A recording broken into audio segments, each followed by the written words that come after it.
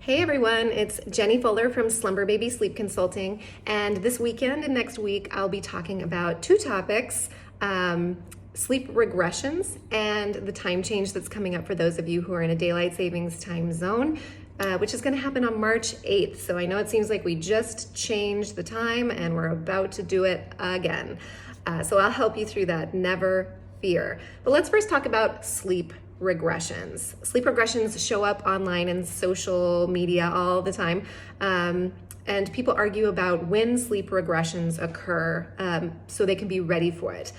Arguments can ensue. And what I think is more important than when they happen is looking at why they happen and looking at what you can do to make them as little impact as possible and to recover from them and move on to the next thing that your baby is going to do.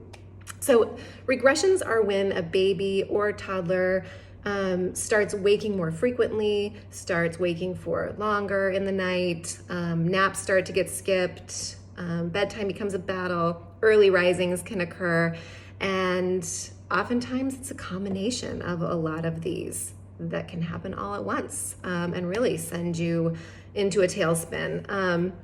Regressions mainly occur though when your baby is actually going through a progression. So regressions are mostly triggered when your baby is going through a cognitive, which is a mental milestone or a learning milestone, and motor growth. So it's actually kind of exciting. And when I talk to really tired parents and I get really excited when they tell me their baby's going through a regression, I say, actually, it's a progression. I sometimes see some eye rolls because it's not what they want to hear. They want to hear how to fix it, right? But hopefully that helps you to frame it in a little more positive light, that when your baby is going through a sleep regression, often it's because he or she is learning something new and processing all of that learning. So you can be a little bit excited. Regressions can also occur when there's too much stimulus coming at your baby, and oftentimes things that they could handle before, they suddenly can't handle anymore. And that's because your baby's brain is growing faster than it ever will again. So if listening to music in the car while going through lots of traffic used to put your baby to sleep, and suddenly you get home and your baby is upset for 20 minutes, that's because suddenly a new synapse formed in their brain, and that's too much coming at them all at once. So adjust stimulus, that's one thing you can do. Regressions can also occur in the wake of illness or teething or travel, which all cause upset. When your baby's sick, they're just naturally up more in the night. They need lots more attention and snuggles, and they just don't feel well. And so that can cause a regression. And regressions can occur when there's a change in routine, and that's why time changes and regressions go hand in hand, because oftentimes a time change, whether you're traveling or it's daylight savings time, can trigger a regression, and I'm gonna help you try to avoid that. What makes regressions feel impossible is when you don't know what to adjust to get through it and get to the other side without throwing everything out the window. I most often see regressions send families into utter despair when there's no real sleep foundation in place. So they've just been doing what they do, and then suddenly sleep flies out the window and they're like, we haven't changed a thing. Suddenly the baby's not sleeping. What did we do? What can we do?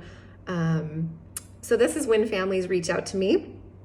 And once we establish a really great sleep foundation, the next regression doesn't feel so hard because we've established a way for parents to communicate with baby. We've established really predictable routines, and you know what to do in order to fall back on your good sleep foundation again.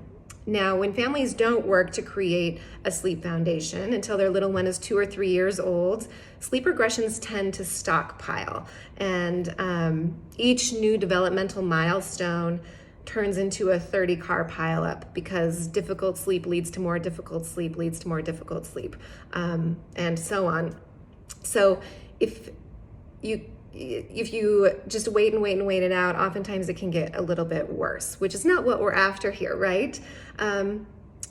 But Also, you can't avoid sleep regressions. They happen to everyone, even sleep consultants, but the idea is to be proactive about it. You know they're coming, I have a love-hate relationship with any app that tells you that, oh, your baby is this many days old, there's going to be a regression soon.